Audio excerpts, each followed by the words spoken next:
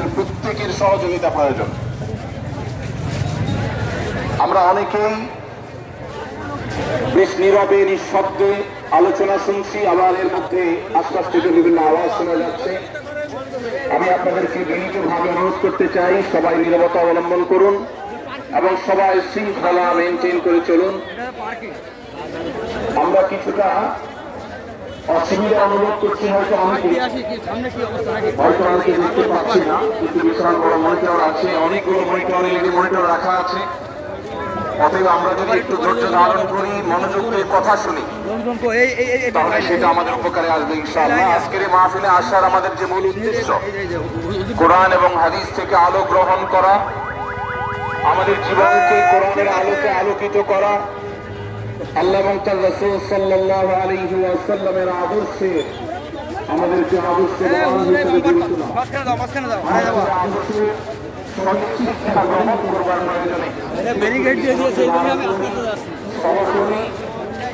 এবং যে সমস্ত অসুবিধাগুলো আমাদের হচ্ছে, অনেকে দেখতে পাচ্ছেন না, যে অসুবিধাগুলো আজকের এই মাহফিলটি, এই মাঠের প্রথম মাহফিল। ইনশাআল্লাহ কর্তৃপক্ষ পরবর্তীতে এই মাহফিল যখন আয়োজন করবে, আমরা আশা করব তারা এবারের ভুলগুলো শুধরে নিয়ে পরবর্তীতে দর্শকদের কোনো অসুবিধা যেন না হয় সেই দিকটি তারা বিবেচনা করবেন। আমি আপনাদেরকে ধৈর্য ধারণ করার অনুরোধ করছি। আপনারা সবাই সবর করে ধৈর্য ধারণ করে নীরবে নিঃশব্দে আলোচনা শুনুন।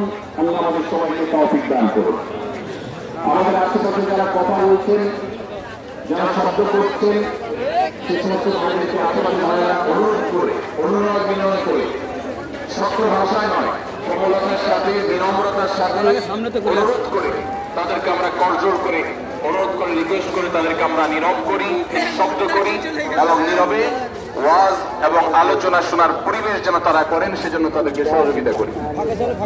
মাশাআল্লাহ, অনেকখানি নিস্তব্ধ হয়েছে, বাকি যে আওয়াজ হচ্ছে সেটাও আমরা বন্ধ করার চেষ্টা করি। কোরআনের মজলিসে, কোরআনের আলোচনার মজলিসে যদি বিশৃঙ্খলা করা হয়, আলোচনা করা হয়, কথাবার্তা বলা হয়, অন্যকে শুনতে অসুবিধা সৃষ্টি করা হয়, তাহলে সেটা গুনাহের কাজ, যেটা ওয়াজের প্যান্ডেলে বসে এই গুনাহের কাজ কোন অবস্থাতে আমরা করতে পারি না। সেজন্য আমরা আশা করব শেষ পর্যন্ত ইনশাআল্লাহ আজকে এই 3 দিন ব্যাপী তাফসীর কোরআন মাহফিলের শেষ দিন, একেবারে শেষ মুহূর্ত পর্যন্ত আমরা নীরব নিস্তব্ধ হয়ে আলোচনা শুনবো। সারা দেশে যত শত সহস্র মাহফিল হচ্ছে, আজকের এই মাহফিল নানা কারণে অনন্য এবং একটা বিশেষ দৃষ্টান্ত স্থাপন করেছে। আজকের এই মাহফিলের অন্যতম বৈশিষ্ট্য হলো যে এই মাহফিলে গতানুগতিক মাহফিলগুলোর মতো গভীর রাত পর্যন্ত আলোচনা হয় না। এটি একটি ভালো দিক এবং একটি আদর্শ মাহফিলের অন্যতম পূর্ব শর্ত।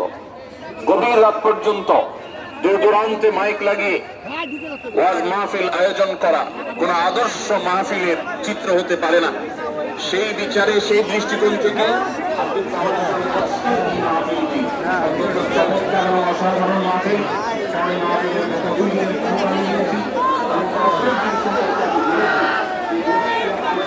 আল্লাহু আকবার, নারায়ে তাকবীর।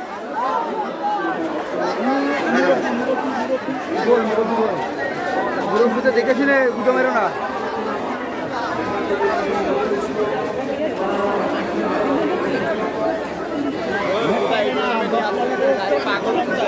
ফোন টোন ঢুকছে না কোথাও, নেট কানেক্ট ছিল, লাইভ বন্ধ হয়ে গেছে।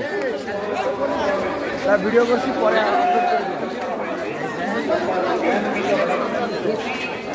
আইফোনে বের করতে ভয় পাচ্ছি।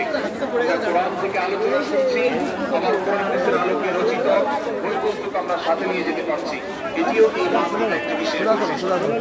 তৃতীয়ত হলো আমাদের মা বোনদের প্রবেশ পথ, তাদের অবস্থান, এগুলোকে এতটাই সাজানো করা হয়েছে, এতটাই এগুলোকে কত লোক হবে? 20 লাখ তো লোক হবে নাকি? 20 লক্ষ লোক তো হবে। কত হবে? 15-20 লক্ষ তো হবে।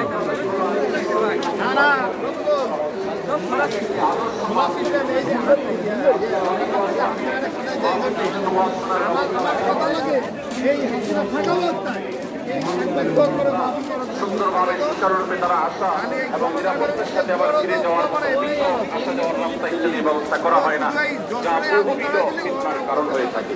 আজকের এই মাহফিলটিতে সেই দৃষ্টিকোণ থেকে একটি অন্য দৃষ্টান্ত স্থাপিত হয়েছে যে মা বোনদের জন্য পৃথক ওয়াজ শোনার ব্যবস্থা এবং রাস্তাঘাট পৃথক, যাতে করে তারা তাদের সেই পর্দার বিধিবিধানগুলো মেনটেন করে চলতে পারেন। এই জন্য আমি কর্তৃপক্ষকে বিশেষভাবে ধন্যবাদ দিতে চাই।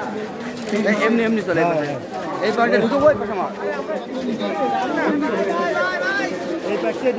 এই পাশে আরো করে দাও না তো ওই 8 দিনের ভিতরে ঢুকতে পারবে কলেজের ভিতরে।